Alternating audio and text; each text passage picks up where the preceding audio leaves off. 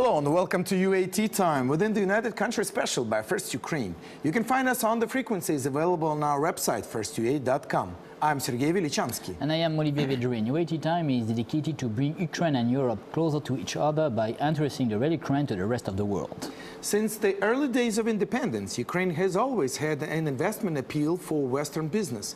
How easy it is for them to adjust, and what's the benefit for the Ukrainian economics to welcome Western businesses and to make sure they are comfortable on our soil? Our guest today is Stuart McKenzie, Managing Director of Post Marketing Solutions. Welcome, Stuart, welcome. Thank you for joining us for a cup of tea. And so, you know, you've been in Ukraine since 1994, right? If you could put it in a nutshell, maybe a few points, what was Ukraine back then and what is it now? You know, do you see the changes? Well, thank you very much for inviting me today. There's been huge changes over the time I've been here, 21, almost 22 years. And we should be very proud of those changes. When I first arrived in Ukraine, you know, there was very little in terms of infrastructure and restaurants and hotels, etc. Even workload, there was no computers. There was very little, you know, help for foreign investors. You know, I remember, you know, all the foreigners used to go to just to 2 restaurants, and the only reason they went to 2 restaurants is because it was the only 2 restaurants that had toilet seats. And we used to meet there every night and every day, and that's the reason why. Now if we look at the infrastructure 21 years on, there's some fantastic restaurants, 5-star hotels, there's great places to visit. So yeah, we should be very proud of actually what it's achieved. Not even so much with the government help, but business itself. Ukrainian people have done this for themselves. And it's, yeah, been fantastic to be on the journey to see that turn over the, you know, from the communist system to where it is now. And yeah, it's been wonderful to see. It's exciting to hear that from you. But I would guess that back then, if you were giving the marketing strategies, the only, you know, priority list would be, point on the list would be, you know, build a toilet seat and then you will be successful in your restaurant, you know. But then, right now, yes, there's things are going, and you know, we've done so many different programs, and it's obvious that sometimes the government isn't that helpful to the business. And so, as we talked right prior to the program, that looks like our business is growing not because or thankful to, but mostly in spite of the hindrances that sometimes the government makes for the businesses to develop, you know? Yes, that's really a key point. Yes, you know, the business in Ukraine received no help from government. This is really a free business, and that's why at the beginning that was very complicated maybe for a Western person to understand. My first travel in Ukraine was also in 1994.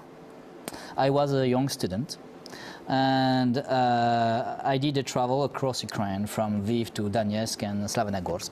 I was in Kiev and Lviv. And I saw that, yes, I saw in those times that the situation was very bad. I remember the coupon, I remember the quality of the restaurants and all that. And I am agree with you, when I came back in 2012, that was amazing difference. Amazing difference. And the business was here, and the business, really business, private business, developed Ukraine. Yeah, well, to be fair, that the government has helped in some cases, like for instance, when they introduced the one tax for the private businessman, that was very helpful, where the private, you know, each individual could have paid only like a certain fee each month, which is, you know, was small enough that even if they didn't have a huge progress, they still could have managed that and be registered as private businesses and, you know, develop. But let's come back. You know, Ukrainian business, it's one thing, but Western business, that's what we are interested about, because one of our points for our UAT time is to introduce Ukraine to the Western investors, hopefully, as well. And so how easy or how difficult has it been for so many years for you to work with the Ukrainian government? Because, you know, it's no rumor that there is corruption. There's been quite difficult for, you know, many. So. Yeah, there's been corruption throughout the time I've been here. Certainly in the Yanukovych time, it got to the point whereby businesses just were closing. There was just too much theft. It wasn't corruption, it was just theft, and businesses couldn't survive, and that's why I think the whole country rose up against it. Before then, there was, you know, smaller types, but it wouldn't close down your business. It wouldn't threaten your business. You could still invest and still grow with the market that was growing. You know, what I saw the big difference is that Ukrainians are fantastic at trading. They know how to make 3% and sell to this guy and there. But it's a trading. It's not a salesman. They don't sell added value, you know. So the fantastic traders, they'll trade across borders for 3-4%. But actually to show added value is one of the challenges from the early days to actually where they are now, is not just trading on price. Price. It's not that. There's no money in the smallest price, the lowest price. There's money in value, where you can add value to products. And that's what we're also seeing now, is that Ukrainian manufacturers are starting to get that, understand that. Even salesmen are starting to sell on added value and not about price all the time. They understand, you know, it's the old thing, if price was the major factor of being successful, Lada would be the biggest selling car in the world. It's just not, because people don't want the lowest price for what they offer at that price. So I think there was a big change in the mentality of trading and to actually added value and pure salesmanship of selling value of product. That's why now we can see some, you know, you go to the supermarket, you can see some store with a made in Ukraine. And that's very good. That's very good, because now you are starting to manufacture something, and not only to sell something. And I think, you know, now we are assisting on the beginning of a nation, and include a national economy, include national manufacturers. And for me, this is really a key point. Ukraine will now have his own manufactured product. It's the brands. The brands of Ukraine, brands that they can be proud of. And when you can develop a brand, you can then sell it across the world and sell it to Europe. And that's a big change now. Exactly. That's exactly that. Well, it's good to know. And you're Scot, and yes, you're proud of it. That's good. Just like I'm Ukrainian. So you're married to a Ukrainian. My wife's mother's Ukrainian, her father's from Georgia. Oh, so, okay. Yeah, I've got a lovely mix of both. And you've got... He was a theatre director, and she was the ballerina. And, wow. Yes, so... 3 beautiful kids, right? Yes, I have. All right.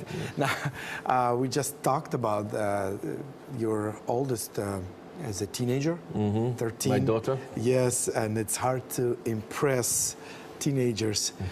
So if anybody has ideas how to impress a teenage daughter, write to us, you know, because we sometimes as fathers, we...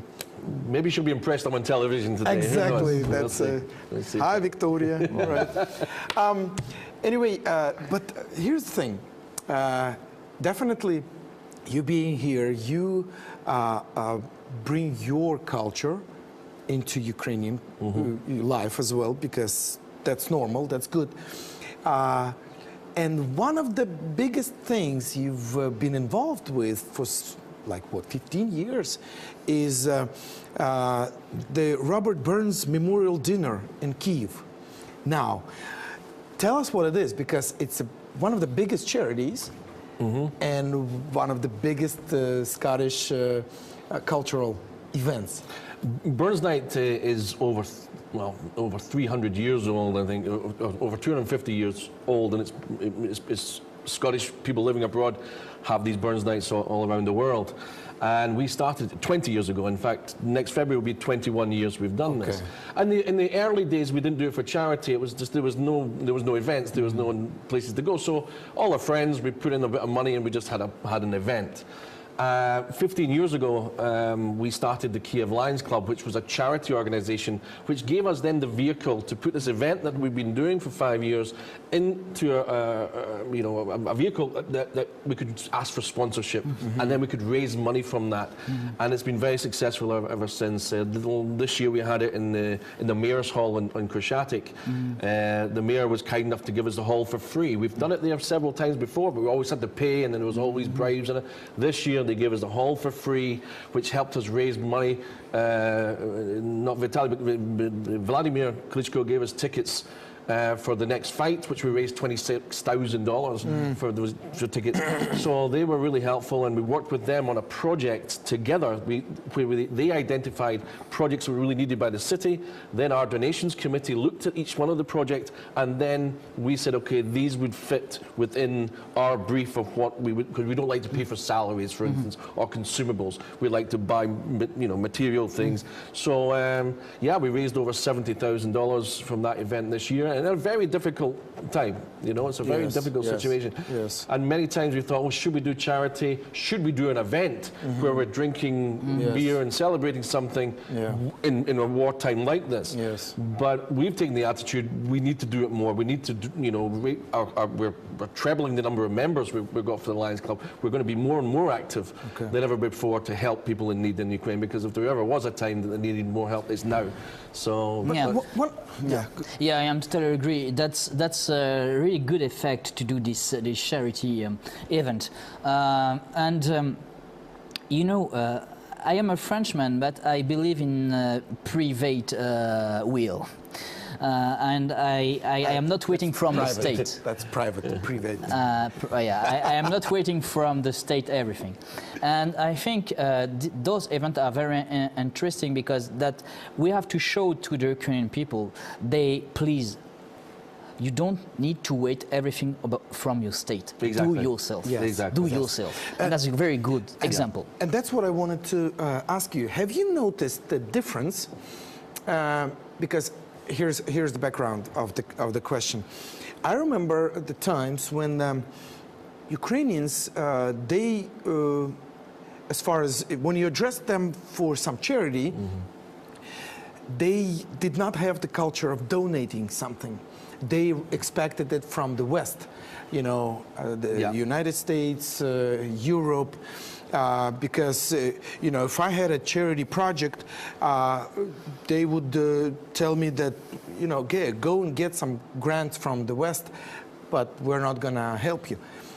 But more and more looks like our businesses and our people, they're more into this culture of giving and taking responsibility for that. What is your observation? Well, charity's been abused a lot in the past in Ukraine. People were claiming charities and then keeping money and things like that. So we had to, I think, maybe start from the Soviet Union time. As I understand, charity was illegal. And therefore, no matter how good the hearts of the Ukrainian people were, it was illegal really because you were telling the party above that actually you're not doing a good job, therefore we have to do it for you. So it was illegal, so it wasn't in the culture. The heart was there, but the culture wasn't of giving. So, and then came the wave of then New Ukraine, and charity organization came, some people abused that, and then you had to gain the trust of those. So and so we've been working very hard to have transparency in everything we do, as well as many other organizations, and inviting people to join these clubs, organizations, NGOs, etc. And we've got better at it, and everybody else, and the spirit is getting alive. Even the Lions Club, which I'm involved in, we've got a Kiev Lions Club, but there's 16 Lions Clubs in Kiev. Right, but I'm sure in France there'll be several hundreds, as well as Rotary clubs and other organizations. So we're on a road but we see a big growth in Ukraine, especially even in hard times like this. People are getting together to help in a structured way where they can do. So it's been a transition of not being maybe illegal, not being a culture, to then gaining trust, developing your skill and moving it forward, and therefore it's getting momentum now. So that's why we'll see much more. And I saw this difference. I saw this change during Maidan. During Maidan, a lot of persons came with some cake, with some money they gave, and that was like a popular republic, you know. And I think that was also a big change, because on Maidan nobody expects or waiting from something from the West. They do themselves. Okay. And I agree that's a big change, and that's, I think they are cutting from the Soviet heritage now. Yeah, but that's a private initiative. How about the corporate? Is there a tendency for the corporate businesses to take more responsibility for the social problems and social issues?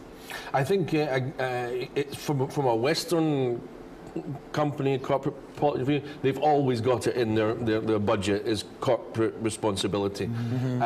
From the Ukrainian corporate side, it's been a bit more of a a slower growth, let's say. Again, it wasn't in culture. Yes. They can't rely on big budgets from their central office.